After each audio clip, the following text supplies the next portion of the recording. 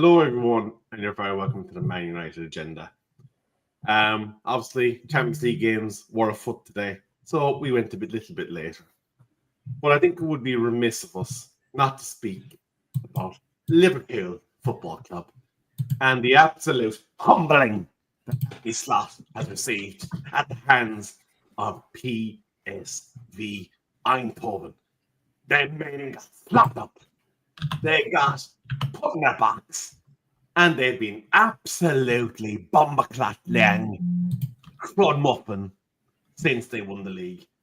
Have they actually come back from that holiday that they took when the league was over last season? Because they have been cheeks.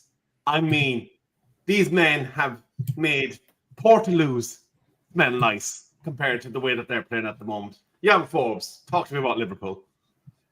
Yeah, it's really, you know what? It's really surprising that they're doing so bad in the league. I heard today they lost 6 of the last 7, maybe something. So it's really crazy. And then they would go and lose to PSV. If you're a betting man, I used to bet a while ago, and I would have put that as a home win. Definitely, if you're looking to do an accumulator or something like that. A lot of people must be like saying, "Okay, it's got to come to an end now." Liverpool at home, they just lost at home over the weekend. They're champions. They're going to come good. And you just lost a lot of people a lot of money, I'm sure, because it's not PSG, it's PSV from the Dutch league who, the Dutch league not really punching people up in the Champions League at all. So it's really surprising. I've got my reasons why it's going wrong. I think sometimes when you're on a high and someone comes in you don't respect, I don't think they respect the manager. I don't think they're trying hard enough. I think the manager's made some changes in that team, which makes them vulnerable, i.e. using a number 10. Salah is playing slightly differently as well. If it's not broken, don't try and fix it. And he's tried to sort of implement his own sort of style onto the Liverpool Football Club, and it's fallen apart. So if you're a Liverpool fan right now, you've got to be asking questions about the manager. Colm, obviously, me and you did a lot of work with the Spurs channel that is kind of part of the Man United in the family. And I suppose all we can do in this difficult times offer our condolences to Big Derms, a.k.a. Papa Spurs, a.k.a. the man that has entered Moonraker and is probably somewhere floating in the atmosphere at the moment. Thoughts? No. Stuff this condolences nonsense. We've had nothing but, but we're champions of Europe. We're champions of Europe. Mate, honestly, right? No word of a lie. I've seen Wi-Fi signals stronger than that defense. But, Colm, I do want to ask you about something. And I will be doing it momentarily. But Yabba Forbes, you were supposed to be having a certain somebody behind you for the entirety of the remainder of the month of November. On all your appearances since that punishment was handed to you, you have failed to do so. So, your punishment for not adhering to the terms and conditions will be to write an ode to Harry Maguire, no less than 8 lines of poetry as to why he should never be captain of Manchester United Football Club. So I've got to write a poem, 8 lines, 8 bars, as to why Harry Maguire should never be captain of Man United again. Correct. Rebel, do you know who this is? Here, at the end of the day, I'm going to... Are you a Man United fan? Here, Mr. Yabberforce. Are you a Man United fan? Rebel, Mr. you know who this is? You will have the opportunity to don't tell him in the comments once you comply with your punishment. Do you see how Rebel? Right, I'll accept your challenge. Like I did, I sang Britney Spears last week or whatever. Ask you a simple question. As a Man United fan, who's that? Yeah, but at the end of the day, you can come to the house. You can question the house when you fulfilled all items that you were liable to. But Colm, I got you, Rebel. My friend Colin, I believe the red mist descended on you over the course of the weekend. You embodied your inner Roy Keane. You lashed out. You got a red card. Oh, wow. Yeah, I did 2 yellows. Went straight ready with 2 yellows. What, were you playing in goal? Yeah. How do you get 2 yellows as a goalkeeper? Goalkeepers always get away. What? Talk us through what happened.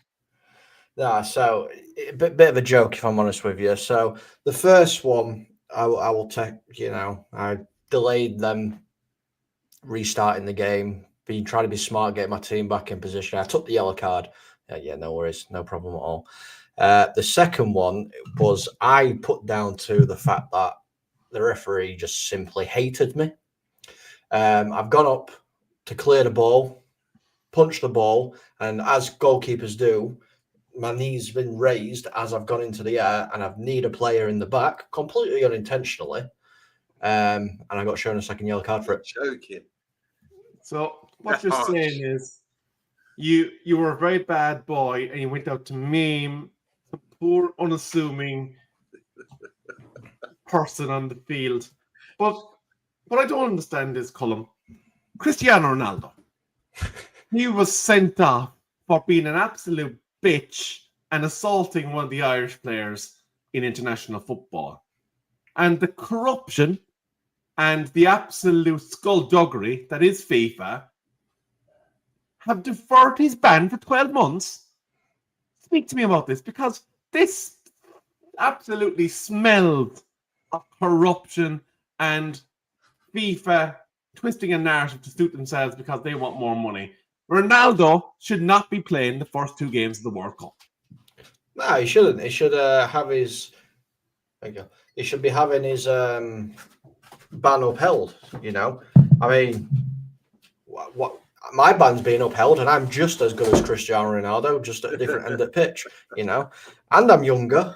No, it's. I reckon you get your money on Portugal winning the World Cup this year.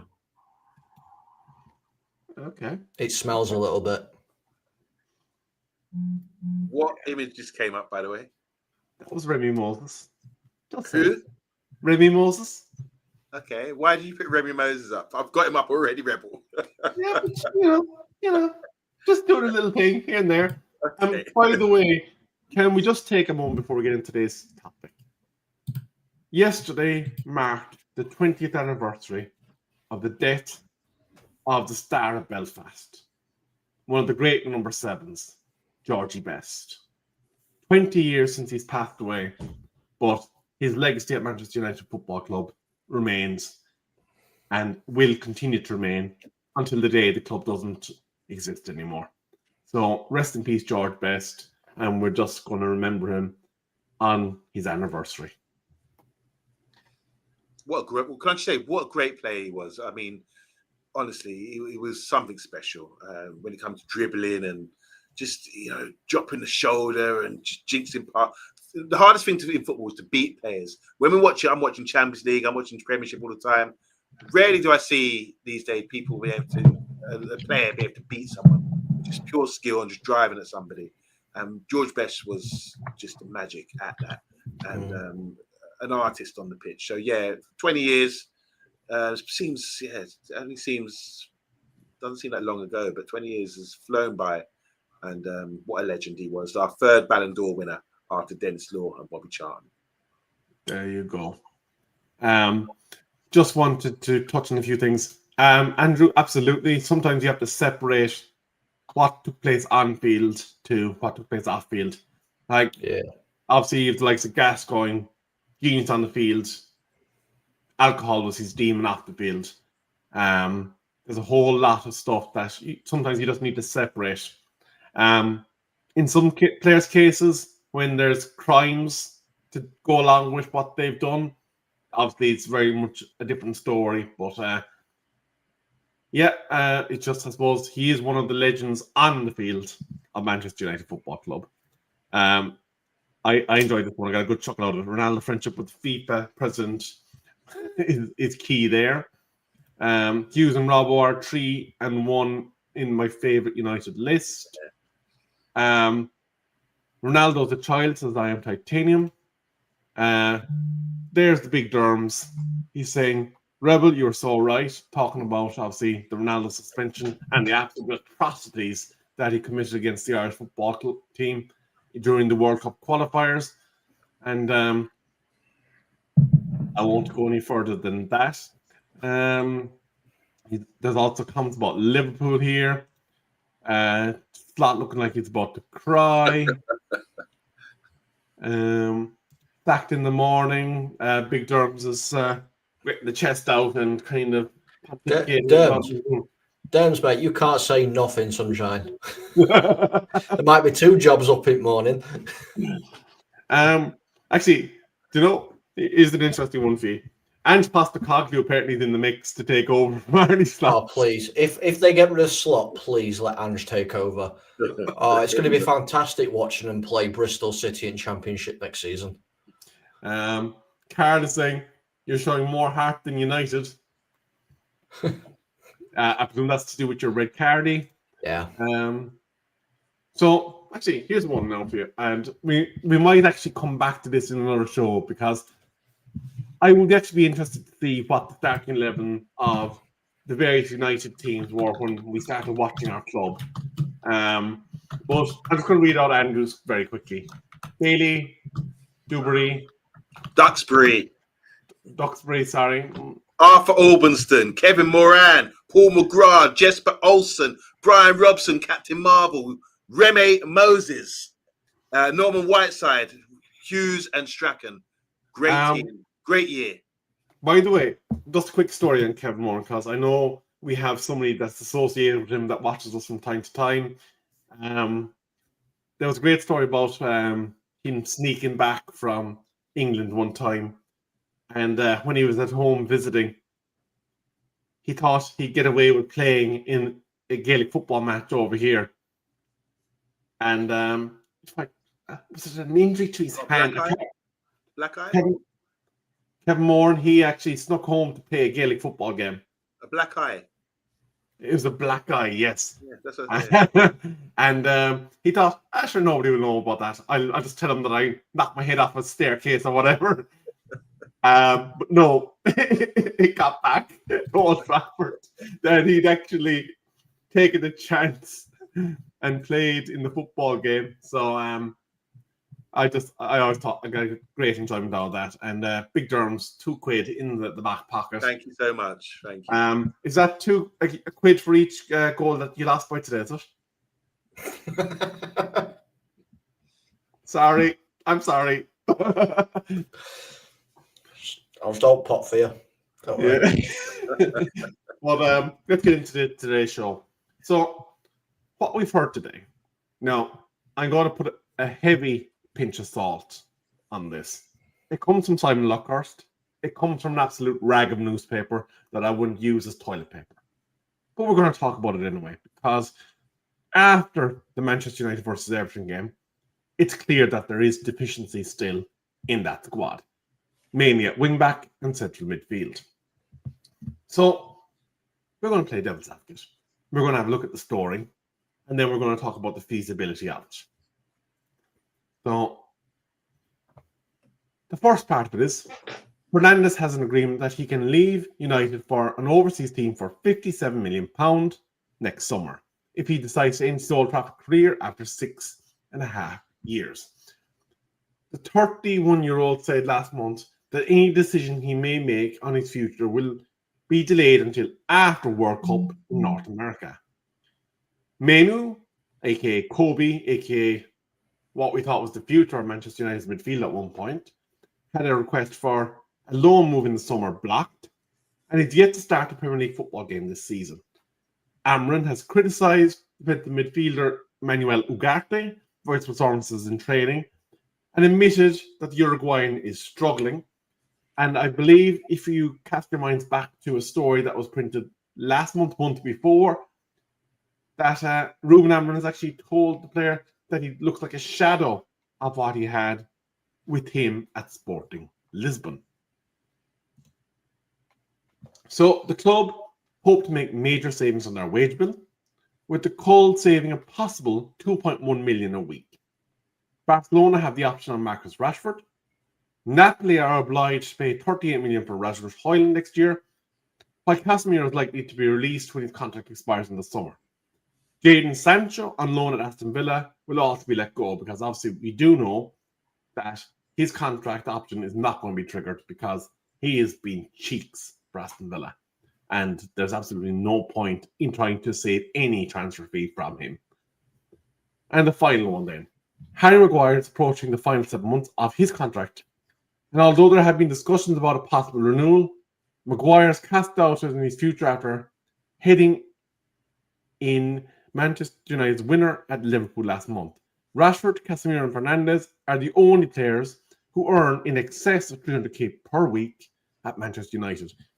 Backup goalkeeper Altay Bendair and Joshua Zirkzee, who we saw starting up front for us this last weekend, could also be moved on in the summer due to lack of game time. Now, it clearly looked like Joshua Zirkzee did not seem like he was up to match speed when he played Everton.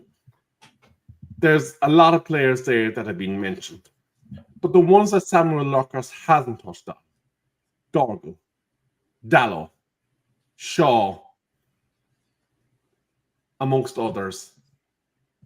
Are they players that also are likely to have the axe waved on them? I think there's many more names than that, to be honest. Yes, Shaw's coming to the end of his career. We need to move him on.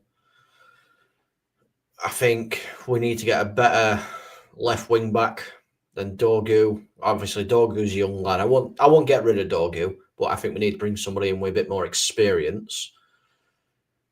Who else is it? Dalot. I mean, Dallow's hit and miss. He has been all season.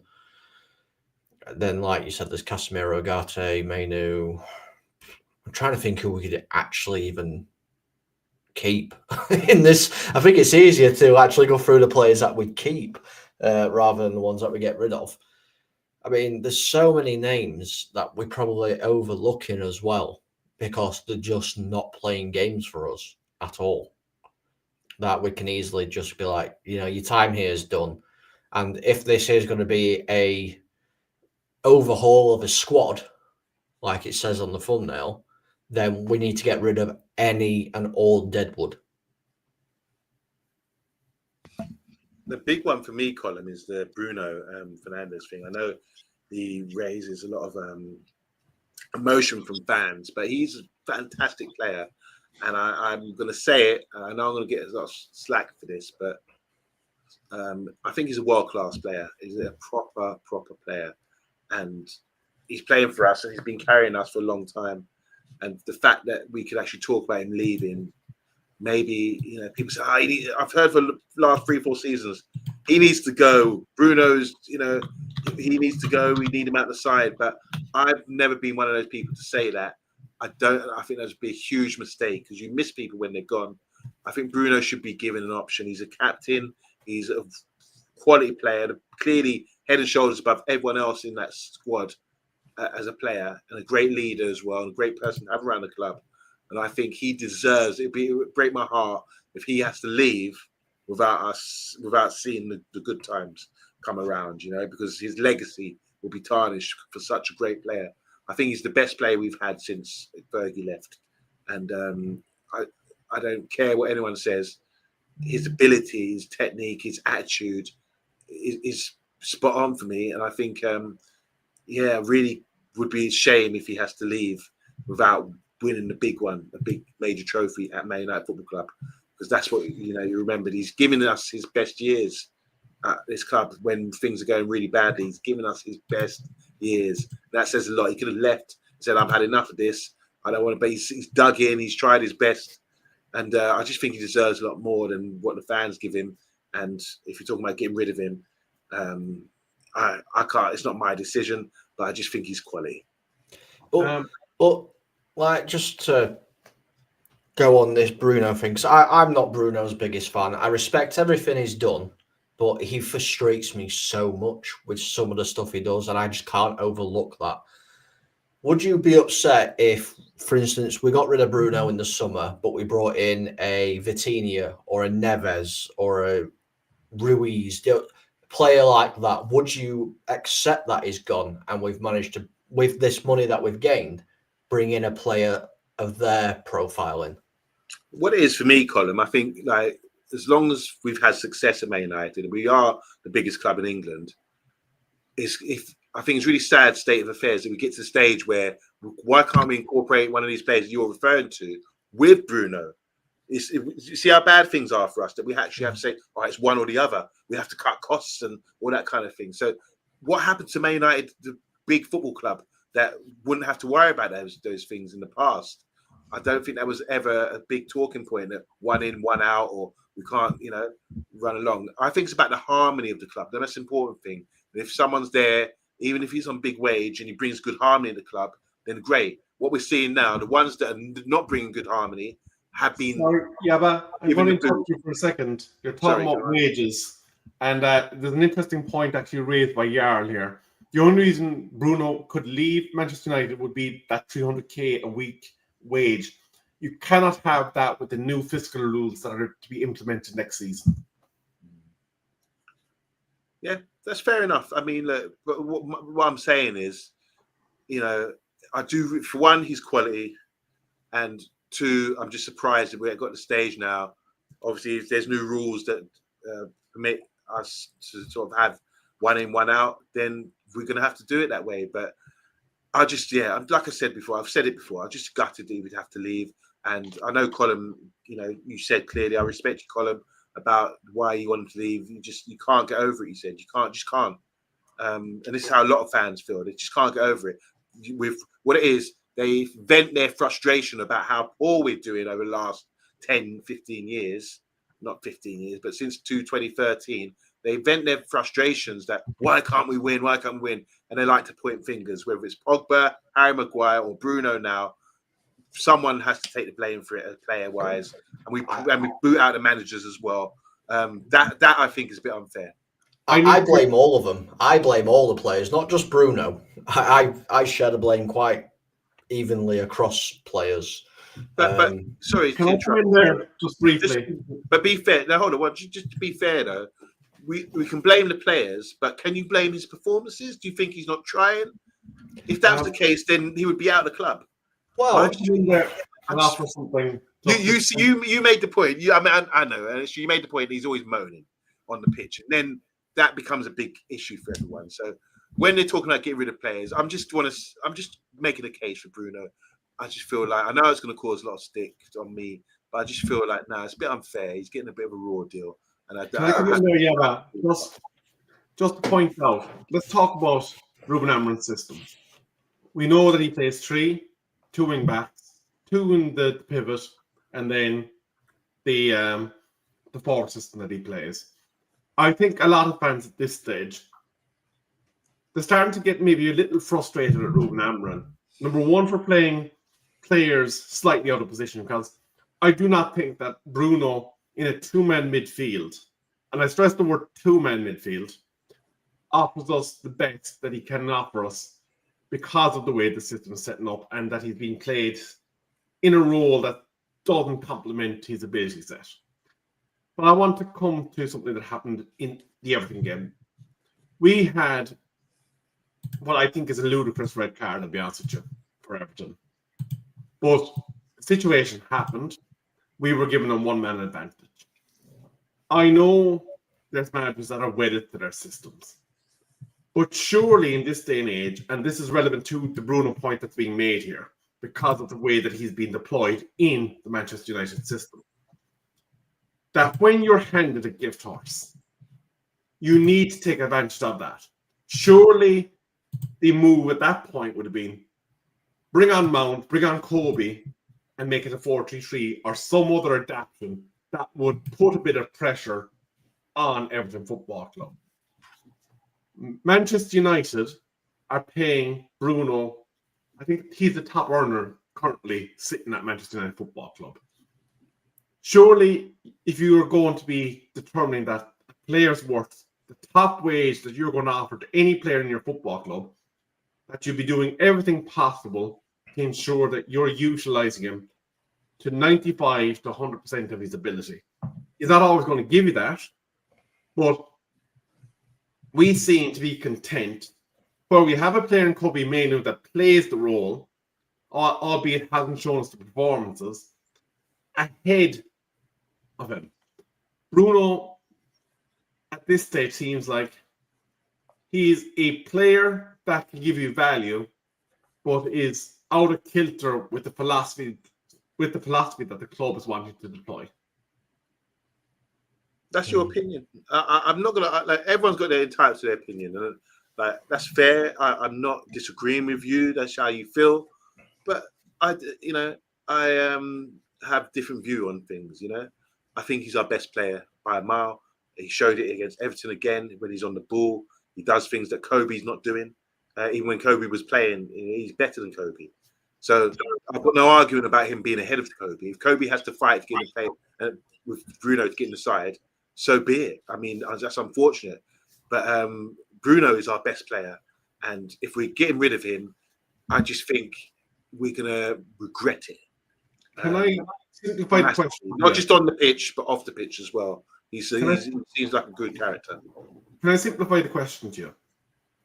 Notwithstanding the fact that his technical ability is clearly there, notwithstanding the fact that he's been our most creative player in the midfield area, in the system that we're currently playing, aka a two-man midfield, knowing the players that are available on market, some for gargantuan fees, some for more realistic fees, do you believe wholeheartedly that while we maintain this formation, that he is the best option for Manchester United Football Club?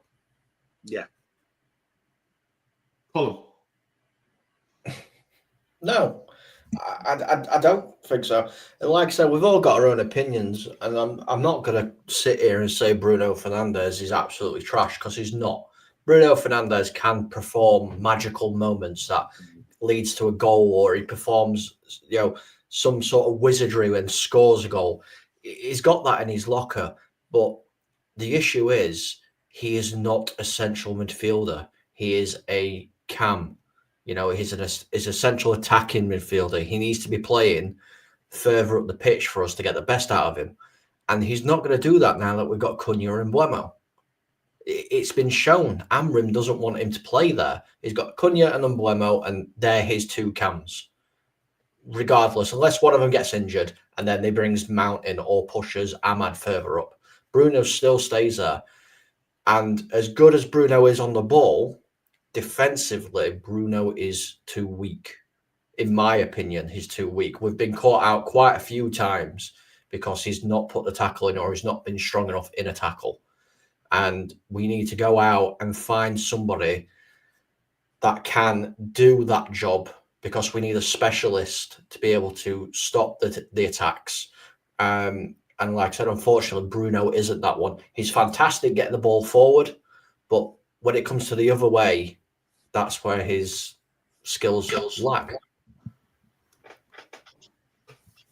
Yeah, good points, Colin. Rebel, you made your point about it, but going back to what you said about the wages and everything else, we do need to make major changes. Whether it happens in January or not, we do. And we're slowly getting away with the players that are not wanted, not at the club right now, like the Rashford, Sanchos that you mentioned there, that could be leaving. And obviously, you referred to others. You asked the question, what about other players? Anyone else you would add to that list? And Colin mentioned Luke Shaw because of his age. That's a valid point. He's getting to an age now. We need to think about who's coming in next. I know we've got Dorgu, but I've been hearing rave reviews about Amas at Sheffield Wednesday. The fans love him there. He's playing really well. And then obviously we've got Diego Leon. So you can see that we're trying to build a structure here. And didn't you mention the other day that we got a new chief scout who's coming, a Scottish guy, to sort of overlook our signings and things like that. So maybe when we're looking long term for the project, I think the foundation's in place to, if we are going to make major overhauls with players and Brunos and that sort of thing, which would maybe be a bit shocking, at least I can see some positivity regards to who we're signing next and why we're signing players next, to fit the role, to fit the system or whatever. That's what needs to be done. And I'm seeing that happening because you guys put up a report in the group about this new scouting guy. So I'm not going to be all doom and gloom because I can see, all right, the long-term goal is to put things in place to ensure that we make the right decisions when we get players in the future. And we're seeing that being done right now. Yeah. I mean, I have got another name, and I'm going to get pelters. I am going to get massive pelters for this, for a player that I think we need to get rid of in the summer. Can I guess? Go on, have a guess. You're going to say Ahmed? Nope. Are you going to say Maz? Nope. De Ligt? Nope. Euro? Nope. It's going to be Benjamin Sesko or something stupid like that. It's not going to be shit. No. It's not Sheshko. Jesus. Who is it? Martinez. Yeah, no, there's no pelters for me. I agree. I don't think he's good enough. I think we need to get rid of Martinez. He's been out injured. He's come back from an injury, gone out again, come back, went out again. He's not going to be the player that we signed at all. He's had way too long on the sidelines. He's going to become our next Luke Shaw unless we move him on. Well, to be fair, he got injured from 2 fairly serious tackles, to be fair to the man. Yeah, I'm not saying these injuries weren't serious from serious tackles. What I'm saying is these injuries, because it's been 2 of the very, very serious injuries, he's not going to be the player that we signed. This rough and tumble. Yeah, there we go. Leach is injury prone. Another Luke Shaw. This is what I'm saying. He's going to become another Shaw because all it takes is one knock on one of his partially recovered injuries and he's going to be out again. Okay. And is he good enough? I mean, is he an outstanding player? We don't know now. We don't know what player the player is that's going to come back though. Yeah, but we know what we've seen enough of him, Rebel. I mean, over the years. Yeah, if he didn't come back the best, I don't think it's good enough. His best, what I've seen him from Man United, has not been good enough for me. Just from my opinion. Martinez brings that fire and a bit of grit to the defense, which we need, which we 100% need. But I'm trying to think of a polite way of saying this. He's nowhere near strong enough to be a Man United starter. I'm sorry. I'm just going to cut across you just briefly. It's a tangent. I don't know what the person that wrote this article is smoking, but they was down for Manchester United could sign unstoppable attacker for £80 million in the summer. The name of that attacker is Vinny Jr. What are they smoking? What you're saying? We wouldn't be able to get him. I'm saying we'd be absolutely mental to take him because he's obviously a basket case in a dressing room. Yeah, but he's a really good player, though, isn't he? Yeah, but I suppose what we've learned over the years, and what Colin was saying there about players that are going to be available week in, week out, is we've had prima donnas in our club, and they've caused problems in our dressing room. Vinny Jr., for me, is an agitator. And an agitator works where a squad is completely and utterly driven, is set, is focused, and is basically going to do what it's going to do regardless of what happens in the dressing room. We're not in that place. And for that reason, I'm going to ask you the most serious question tonight. I'm going to take you to a game of chess. You have 4 moves to get checkmate, aka 4 transfers. Name them. All right, just for me now, it would be someone like Gay from Crystal Palace. Not saying he's going to come, but someone like him for defence. I would buy Elliot Anderson for midfield. And I would look to buy, that's 2.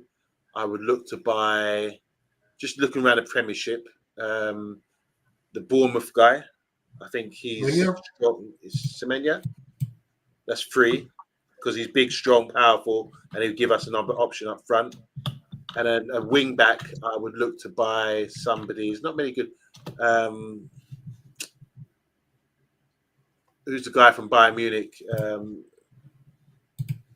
The Canadian guy. I think he's brilliant. He's come back from injury now. Yeah, Alphonso Davies.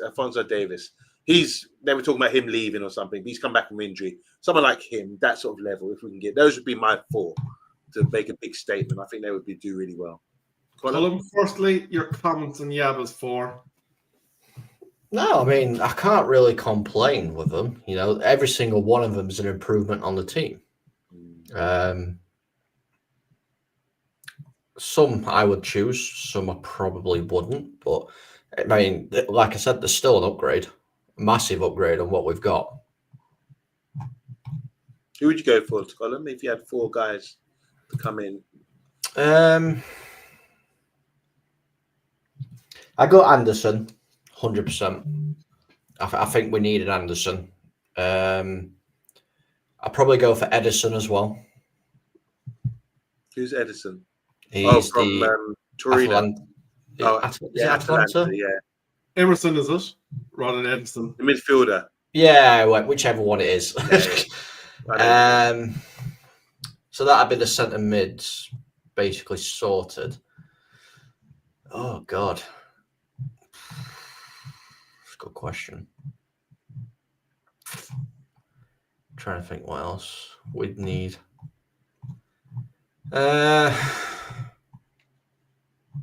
Harry Kane? No. I won't buy Harry Kane. Hernandez, left wing back. Who's Hernandez? Theo Hernandez. Milan, is it? All right. Okay. Yeah. Left wing back. I've got one more, Anna. God. Jesus. It's harder than you think this, you know. I'll probably bring in a centre back as well, to be fair. To give Yoro a bit of time away. Go from the spotlight and let him develop. I'll probably go with Gay. I'm going to throw something there. 4 interesting transfers on either side. While I love Semenyo, in the world that we have Cunha, Ahmad, Mount, and Mbumo, I was kind of wondering where he'd slot into the team, and we might talk about that in another time. But neither of you have talked about, obviously, the goalkeeping position. At the moment, there's one, Simon Landmans. None of you have backed up that position in the event of something happening.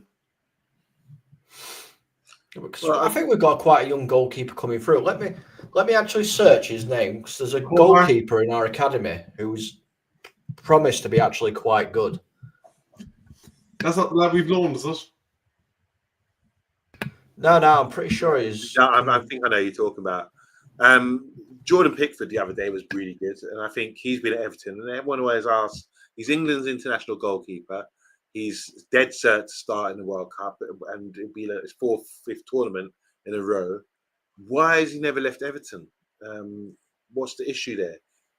Is he, just one of these Peter Shilton guys, or playing for Stoke or Southampton? And I don't know. But Pickford to me would be, a few years ago, would have been a great signing for us, considering how he's performing today, still to this day. And he's got he's a bit of a shit house as well. Which makes good for good keeper, as Colin would tell you, when he gets sent off over the weekend. Actually, there's a player. I'm not even going to look into youth. There is a player. I'll try and find him for another stream. But there's a player that we're actually forgetting about, a goalkeeper we're forgetting about, who's doing a very, very decent job, and that's Vitek. Vitek, yeah. Is he still on our books, Colin? Yeah, he's on loan with Bristol City at the minute. Was he at Sparta Prague last year or when? I think so, yeah. Okay. Wow. Is Culver still in our books, or did we sell him? Oh no, we sold him to Leverkusen. Never mind. And he's been loaned out to PSV. Actually, Did Clover start for PSV against Spurs today? Who? Former United Academy goalkeeper No. Matej No. Kovar. He was No. over by Leverkusen during their Bundesliga. No, he didn't start for PSG. Yeah, PSV. watch that. Oh, PSV. Oh, right. Sorry, no. You said Spurs. Yeah. Sorry. Against Liverpool. Yeah. That's I what- thought you meant sorry, PSG. Yeah. I don't know if he started, to be honest with you. Yeah. So still Yeah, he jury's did. out on the goalkeeper, our young goalkeeper, but like I think there's enough about him. He's got enough about him that we're still backing him at the moment, despite slight question mark from the goal the other week. But yeah, it's tough, man. We've changed week to week in it. If we would have won against Everton, we would have been on such a high. But now look at us right now. We're just talking about this overhaul and what needs to be done, and getting 4 players in. Just suggest to us that we're just still in the mud and we're not, showing any sort of optimism in our squad right now. And the results, it's a results game, and rightly so. Yeah. No, it is an interesting one. And just there on Stephanie Griffiths, every midfield in the Premier League is better than ours. Hallelujah, Stephanie. Welcome to the Gospel of Rebel. I've been preaching this from the rock for the last 12 months. Yaba, like Satan, has been denying it, but welcome to the club. And also... Just a reminder, I mean, Remy Moses came from West Brom with Ron Axon was at West Brom, wasn't he? And he brought Brian Robson and Remy Moses with him to Man United. He was tenacious. He was a short guy, but really tenacious. I think he almost got an England cap based on his performances as well. But he got injuries and didn't really sort of not struggle to get back into the side. But he was. You go and watch the games against Barcelona. Go and watch 1984 and 85 seasons. He was really on it. A tenacious midfielder, just like Robson, who got around the pitch and had a bit of quality about him as well. But yeah, we need players like that. We need some winners, some leaders to really sort of represent the club. I was watching Rice in the second half for Arsenal today. He's proven to be a £100 million player. He's been playing magnificent today, and he's been playing really well over the last couple of years since he signed. So unless you have to pay for quality, don't you? And we're gonna have to start spending some money on quality unless we get some great youngsters coming through. I see Shea Lacey was on the bench the other day. They've been touting him up lately. And what's going on here? I'm going to explain this. There's a Kilkenny hurler by the name of DJ Carey. He was done for creating a fake illness diagnosis that was life-threatening, and he's received 12 months in the slammer for defrauding people of money.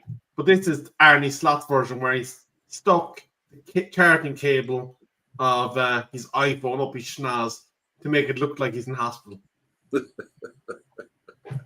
Oh my God. See, I mean, that's just, yeah. But going on to Man United stuff here, like João Gomez, what is it we're going to pay for him? 54 million or something like that?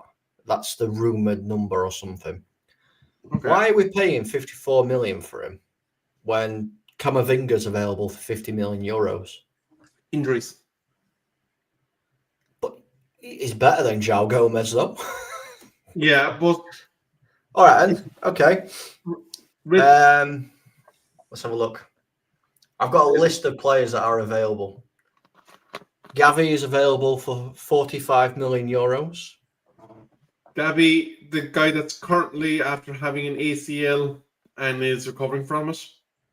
I'm just putting names out. What about Paul Pogba? I mean, Monaco won today in the Champions League. He made his debut. He made a return over the weekend. He's had his time. Fantastic. Again, with the highlights and everything. I actually watched a bit of that game, and I'll be keeping an eye on him. I mean, you want him to do well. I mean, he's such a talent, isn't he? He's a world-class player, a World Cup winner with France, and his career restarts again after a bit of controversy with the ban. But yeah, he was a bit of frustration, I think, with Pogba when we talk about him. But yeah, there's a lot of players that could be available. Neves, yeah, he's on £400,000 a week, I think. That's the problem with Neves. What about spending a little bit more and getting Sandro Tonali. He's a From quality player, Newcastle. isn't he? I think he wants to go home though. Isn't he fond of a bet? What, Sandro Tonali? Isn't he the lad at Newcastle, no? Yeah, he's a Newcastle lad, yeah. Didn't he have a suspension for like 12 months for a betting scandal? That's finished with there. Yeah, Yeah. done. I Baggage, think no? Tony got all this betting scandal stuff, and we were still shouting that we should have signed him. What about this one from Stuart? No, Look, you know what? It's retribution, isn't it? I mean, Scott McTominay, good luck to him. He's proved he's going out there. He's got some bee in his bonnet, and he's really making a name for himself. Fair play to him, because he was just happy to be on the bench for his boyhood club, and we didn't want him. We discarded him like Super Ted. the reason I say no is because he's not the profile we need. Not in the midfield too. If we were buying him as a cam, yes, but not as a defensive player. He's wasted as a defensive player. Stephanie's telling us that Valverde is currently being stuck on as a right back at Real Madrid. Yeah, he's also got a minimum release fee of 140 million. Well, there you go. And the last time we paid a lot of money for a midfielder from Real Madrid, as much as we know the quality of Cass, the longevity wasn't there, was it? Yeah, I don't think we'll be doing silly moves like that again for the age. Yeah, we sort it out. But yeah, I mean, look, we got to play again. We're playing Crystal Palace this week, right? Yeah, Sunday midday. Away. Oh dear. And yeah, it's looking all doom and gloom at the moment playing them, because they're on it. They're physically on it. So it's going to be another worry for us, especially away from home where we haven't performed too well. So yeah. I mean, Rebel, you've been giving it out to Liverpool, but bottom line is, when you point fingers, 3 fingers are pointing at yourselves, and we have to be mindful that we shouldn't really cuss other teams. But I suppose, but there's a big difference there, though. We're fully aware of the glass house that we are currently living in. We know that there's deficiencies in our squad. We know that we have not hit the bar that we want to for at least 13 years now. But Liverpool Football Club put in 400 and something million pounds in the summer transfer window. If we did the same in a single window, it's Premier League or bust. That's the only way you got to look at it. It's Premier League or bust when you make that sort of financial commitment.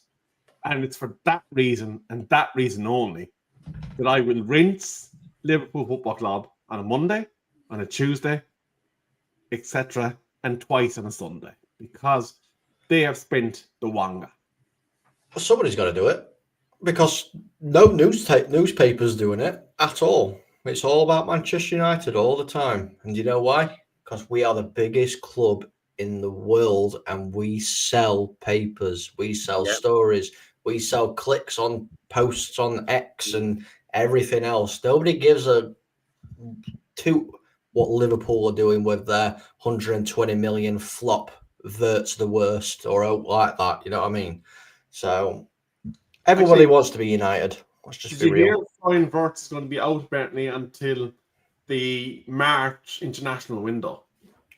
He's going to be out. I thought he already worked. He hasn't been turning up.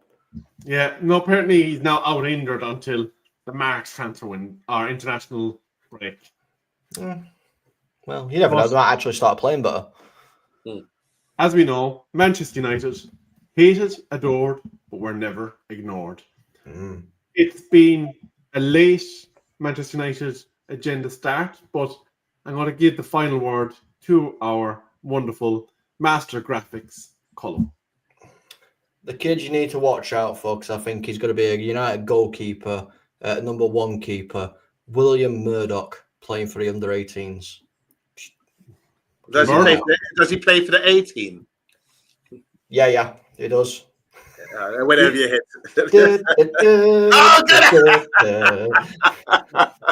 You know what? When you said Murdoch, I love it when a pair comes together. I thought you missed that one. No.